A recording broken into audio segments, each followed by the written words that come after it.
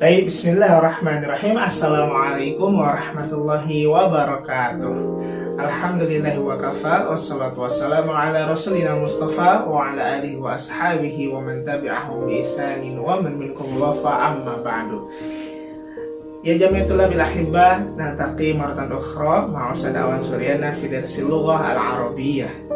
Kama fil 'adah, insyaallah fi hadhihi al-fursah at-tayyibah sanastamiru ma qad bada'na fi hifdhi tarjamati surah Asy-Syams.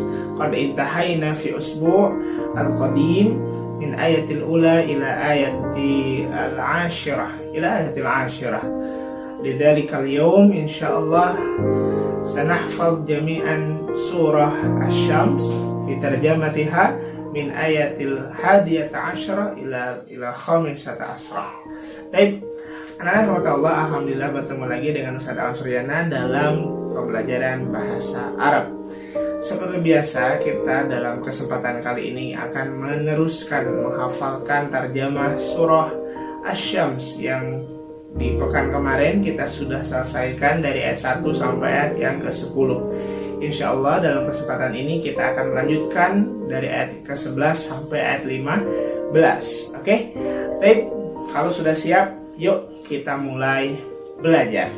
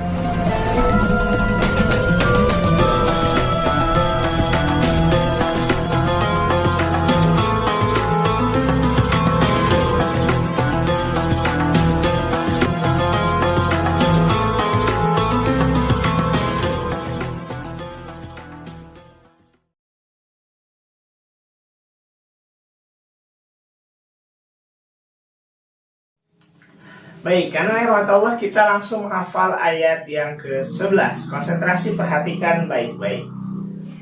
Bismillahirrahmanirrahim. Kadzabat Tsamud bitagwaha. Kadzabat Tsamud bitagwaha. Perhatikan baik-baik.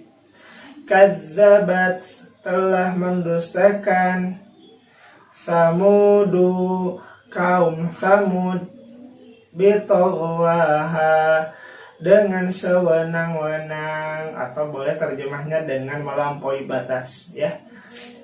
Ulangi, kadzabat, telah mendustakan, Samudu, kaum Samud, bitagwaha, dengan sewenang-wenang, ya, atau dengan melampaui batas. Jadi maksudnya adalah sungguh kaum Samud itu adalah kaum yang didakwahi oleh Nabi Shalih alaihissalam, ya, yang dimana di sana, ya, mereka ini banyak berbuat kemudaratan, kemaksiatan, bahkan praktek kesyirikan di sana, gitu ya. Jadi sungguh telah mendustakan kaum Samud ini, mendustakan Allah, mendustakan Rasulnya, tidak percaya kepada hari kiamat, ya, yang pada akhirnya Allah murka kepada mereka semua. Jadi kadzabat, telah mendustakan, Samudu, kaum Samud, bitagwaha, dengan sewenang-wenang, dengan seenaknya, dengan melampaui batas. Jadi kita boleh terjemahkan sewenang-wenang saja, oke? Bisa ya? Kadzabat, telah mendustakan, Samudu, kaum Samud, bitagwaha, dengan sewenang-wenang. Oke, anak-anak silahkan dicoba. Baik, kita lanjutkan anak-anak menghafal ayat yang ke-12. Konsentrasi. Oke, bismillahirrahmanirrahim. Idzim ba'atsa ashqaha. Idzim ba'atsa ashqaha. Idzim ba'atsa, ketika bangkit, ashqaha, orang yang paling celaka di antara mereka. Ya, idzim ba'atsa, ketika bangkit, ashqaha, orang yang paling celaka di antara mereka. Ya, jadi idzim ba'atsa ashqaha, ya, ketika bangkit orang yang paling celaka di antara mereka. Ya, jadi Allah memberikan informasi bahwa ada di antara orang-orang di kaum Samud itu ada orang yang paling jelek, paling celaka, paling sengsara. Ya, kenapa? Karena kedurhakaannya kepada Allah, karena kemaksiatannya kepada Allah Subhanahu wa taala. Jadi ini adalah bentuk ancaman dari Allah Subhanahu wa taala kepada orang tersebut. Oke? Bisa ya? Idzim ba'atsa, ketika bangkit, ashqaha, orang yang paling celaka di antara mereka. Ya. Oke, silahkan dicoba. Baik, anak-anak rahmat Allah, kita lanjutkan menghafal ayat yang ke-13. Konsentrasi, fokus, perhatikan baik-baik. Faqala lahum Rasulullahi naqatallahi wa suqayaha. Faqala lahum Rasulullahi naqatallahi wa suqayaha. Perhatikan baik-baik. Faqala, maka berkata, lahum, untuk mereka atau kepada mereka, Rasulullahi, utusan Allah, naqatallahi, unta Allah, atau itu adalah unta Allah, wasuqayaha, dan minumannya. Ya, ulangi. Faqala, dan berkata, maka berkata lahum, kepada mereka, Rasulullah, utusan Allah, naqatallahi, itu adalah unta Allah, wasuqayaha, dan minumannya. Di sini perlu penjelasan anak-anak, tidak bisa diterjemahkan secara langsung. Jadi ketika tadi di ayat sebelumnya, ketika ada seorang yang bangkit, maksudnya akan ada orang yang ingin melakukan kejahatan, melakukan keburukan kepada untanya Allah. Jadi di zaman Nabi Shalih itu, kaum Samud itu diuji oleh Allah dengan unta ujian, ya, untuk melihat kaumnya ini beriman kepada Nabi Shalih atau tidak, atau percaya nggak kepada ini. Unta ini adalah unta spesial yang memang Allah muliakan ketika itu, ya, bukan berarti dimuliakan, ya, tapi ketika itu memang dijadikan ujian untuk kaum Samud, apakah mereka ini takut apa tidak. Ternyata di antara mereka ada yang berani ingin mencoba untuk melukai si unta tersebut, bahkan nanti pada akhirnya disembelih untanya, gitu ya, padahal itu dilarang oleh Allah dan Rasulnya. Nah, makanya tadi dikatakan faqala lahum, maka berkata kepada mereka, Rasulullah, utusan Allah di sini maksudnya adalah Nabi Shalih alaihissalam, ya, kepada kaumnya Samud, ya, kaum Samud. Untuk apa? Untuk hati-hati, jangan mendekati unta tersebut, jangan melukai unta tersebut, jangan mengganggu unta tersebut dan minumannya, ya. Jadi unta tersebut mau minum mau apa, biarkan, jangan diganggu. Itu adalah perintah dari Allah dan Rasulnya. Ternyata nanti di ayat selanjutnya malah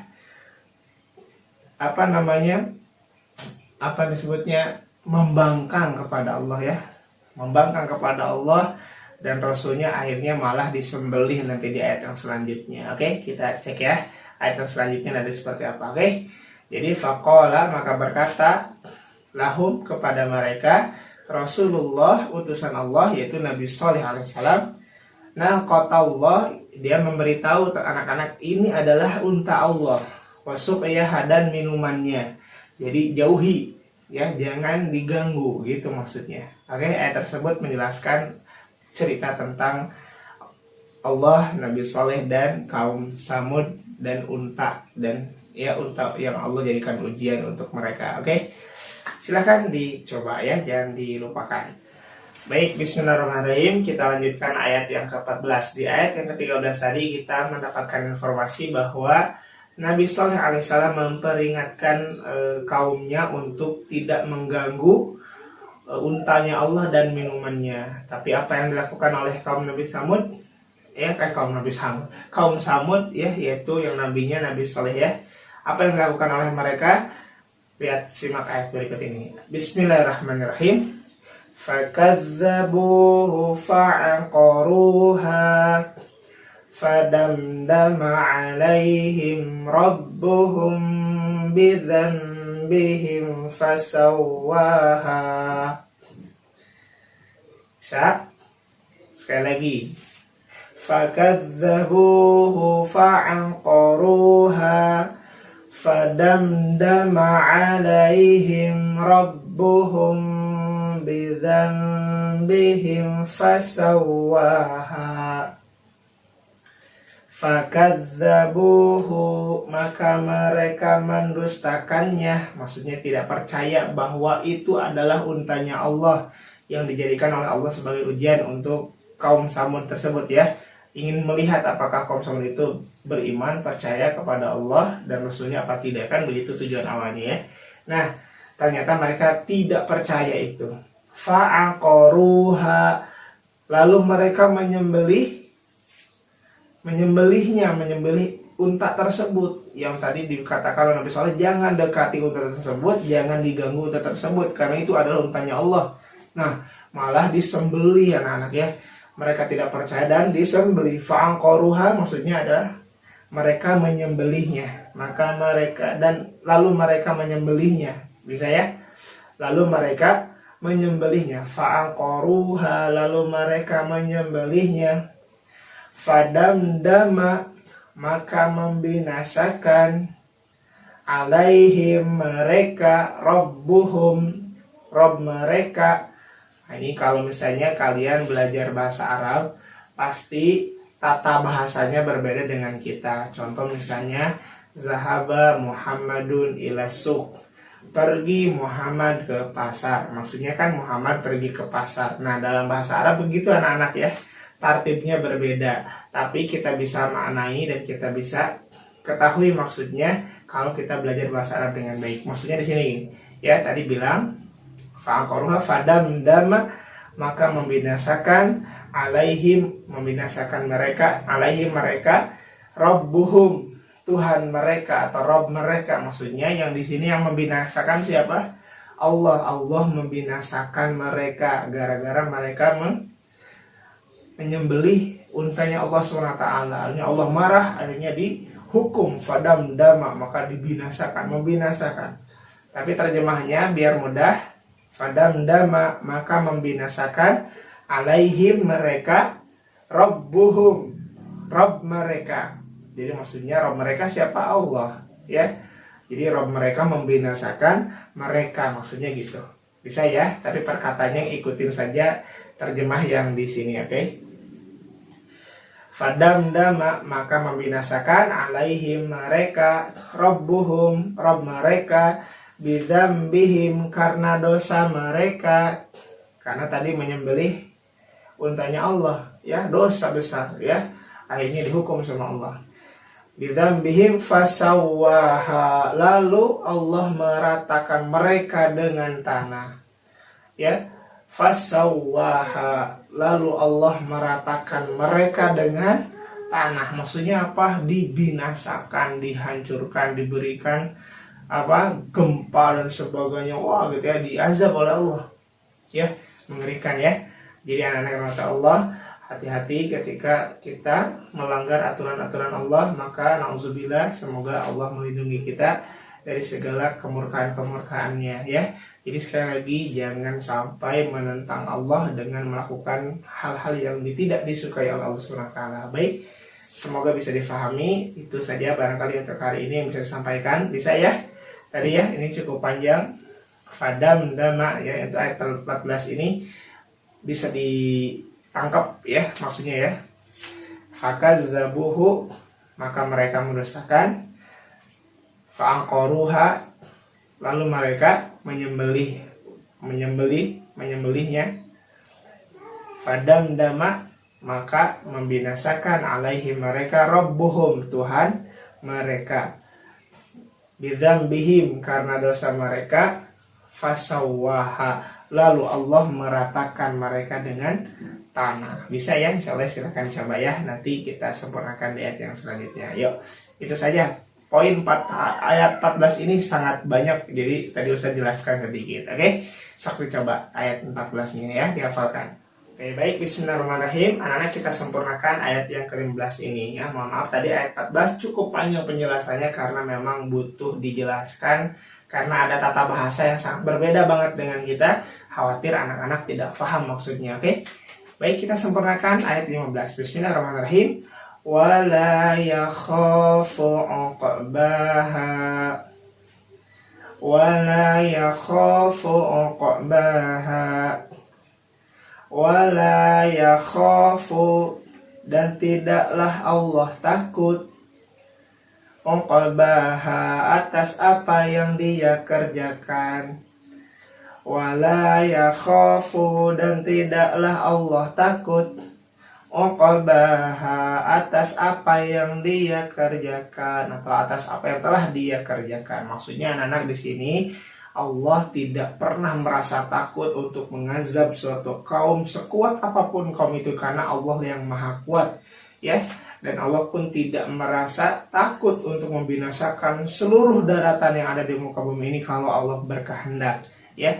Kenapa? Karena tidak ada yang perlu Allah takuti. Toh Allah yang menjadi Rabbnya, toh Allah yang mengatur mereka, toh Allah juga yang menentukan nyawa mereka ini diambil atau tidak. Jadi Allah maha kuat, maha perkasa. Makanya kita sebagai hamba jangan sampai sombong ya, dan melampaui batas hidup seenaknya. Kita harus hidup sekeingin Allah ya, bukan sekeinginan kita saja.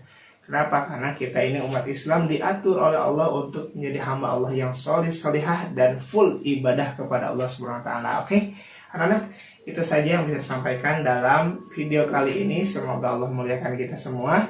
Dan silahkan dihafal dari ayat 1 sampai ayat 15 ya, yang sudah pernah kita pelajari. Jadi yuk dipersiapkan untuk penilaian akhir semester ya, kenaikan kelas.